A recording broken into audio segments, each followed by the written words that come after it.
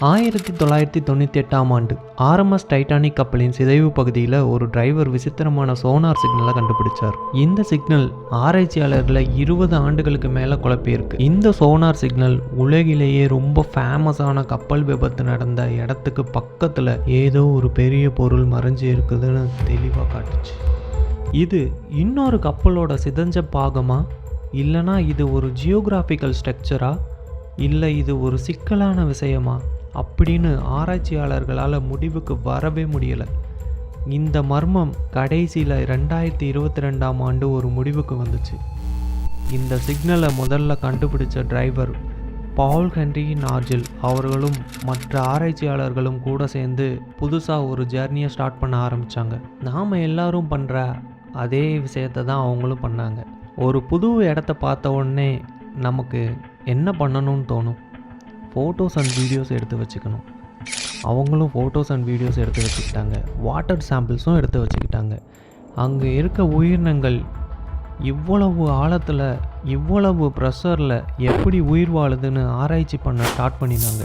இந்த ஆராய்ச்சி ஸ்பாஞ்சுகள் மற்றும் பவளங்கள் கடல் ஃபுல்லாக எப்படி பரவுதுன்னு புரிஞ்சிக்க உதவியாக இருக்கும்னு நம்பினாங்க. இந்த உயிரினங்களுக்கு வளர தோல் அமைப்புகள் ரொம்ப ஸ்ட்ராங்காக இருக்கணும் இல்லையா? ஆனால் அதுங்க எல்லாம் களிமண் பகுதிகளை உயிர் வாழுதுங்க. இது அங்கே இருக்க ஆராய்ச்சியாளர்களுக்கு நிறைய புதிர்களை உருவாக்குச்சு. இந்த ஆராய்ச்சி சீபெட் கிளைமேட் நிலை ஃப்யூச்சரில் மாறுமா அப்படிங்கிறத கண்டுபிடிக்க ஹெல்ப்ஃபுல்லாக இருந்துச்சு. இன்னும் ஒரு மர்மம் டைட்டானிக் பக்கத்திலேயே இருந்திருக்கு. நார்கில்லி எதிர்காலத்தில் அதை ஆராய்ச்சி பண்ணணும்னு நினச்சிருக்காரு. டைட்டானிக் மற்றும் நியூ ஸ்டோன் ஃபாரஸ்ட் இந்த ரெண்டுக்கும் நடுவில் ஏதோ ஒரு பெரிய பொருள் இருக்குதுன்னு அவருக்கு தோணியிருக்கு. டைட்டானிக் கடலுக்கு அடியில் 2 பெரிய துண்டுகளாக இருக்குது. கப்பலோட பின்பாகம் உடஞ்ச இடத்துல இருந்து 600 அடி தூரத்தில் கப்பலோட இன்ஜின் பாகங்கள் எல்லாம் கண்டுபிடிக்கப்பட்டிருக்கு. இதில் நமக்கு தெரிய வந்தது என்ன அப்படின்னா, கப்பலோட முன்னாடி பாகம் ரொம்ப டேமேஜ் ஆகலை, பட் பின்னாடி பாகத்தில் டேமேஜ் அதிகமாக இருந்திருக்கு. ஏன்? இவ்வளோ அடி ஆழத்தில் அதிகமாக இருக்கிற வாட்டர் ப்ரெஷர் காற்றோட அழுத்தத்தை விட அதிகமாக இருந்ததால் அதை தாங்க முடியாமல் அங்கே ஒரு வெடிப்பு ஏற்பட்டிருக்கு. அந்த ஆக்சிடெண்ட்டில் இருந்து உயிர் பொழைச்சவங்க கப்பல் 2 பாகமாக உடஞ்சிருக்கு அப்படின்ட்டு கன்ஃபார்ம் பண்ணியிருக்காங்க. இப்போது இது உண்மைதான் நிரூபிச்சிருக்காங்க. கப்பல் முழுசாக கடலுக்கு அடியில் மூழ்கிறதுக்கு 2 மணி நேரம் 40 நிமிஷம் ஆயிருக்கு. பனிப்பாறையில் மோதினதுனால கப்பல் ஃபுல்லாக தண்ணியால் நிரப்பப்பட்டிருக்கு. கப்பல் ஃப்ரண்ட் சைடும் அதே சமயத்தில் ரைட் சைடும் சாஞ்சிருக்கு. கப்பல் ஃப்ரண்ட் சைடு மூழ்கும்போது ரைட் சைடாகவும் சாஞ்சிருக்கு. அதுக்கு பிறகு தான் பேக் சைடு கிட்டத்தட்ட 45 டிகிரி அப்படியே நின்றுருக்கு. அவ்வளோ ப்ரெஷர் கப்பலோட பாடியால் தாங்க முடியுமா? கண்டிப்பாக முடியாது. அதனால தான் நடுவில் உடஞ்சிருக்கு. அந்த டைமில் சின்ன சின்ன பொருள் எல்லாம் உடையிற சத்தம் கேட்டிருக்குன்னு சொல்கிறாங்க. அதுக்கு பிறகு தான் முன்னாடி பகுதி முழுசாக உடஞ்சிருக்கு.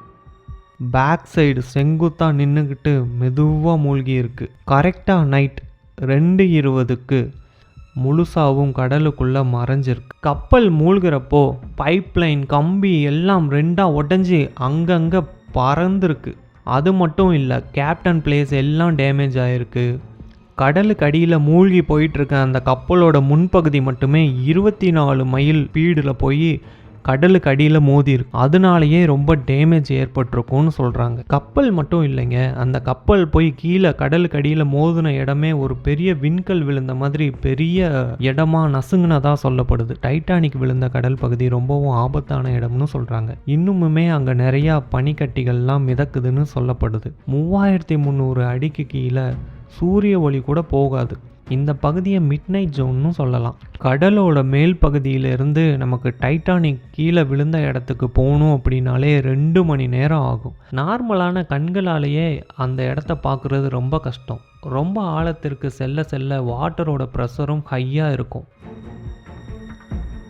நாம் நின்றுக்கிட்டு இருக்க இந்த இடத்துல இருக்க ப்ரெஷரை விட டைட்டானிக் இருக்கிற இடத்துல இருக்க ப்ரெஷர் 390 மடங்கு அதிகமாக இருக்கும்னு சொல்லப்படுது. இதனாலேயே சப்மேரைன்களுக்கு ரொம்பவும் ஸ்ட்ராங்கான உடல் தேவைப்படுது. உங்களுக்கு இன்னொரு விஷயம் தெரியுமா? அந்த இடத்துல பயங்கரமான அண்டர் வாட்டர் ஸ்டோம்லாம் உருவாகும். இந்த ஸ்டோம் கப்பலை மெதுவாக மணலுக்கு அடியில் புதைச்சிரும். மைக்ரோபேஸ் 100 ஆண்டுகளுக்கு மேலாக அங்கே இருக்கிற கப்பலோட பாகங்களை சதைச்சிக்கிட்டு இருக்கு.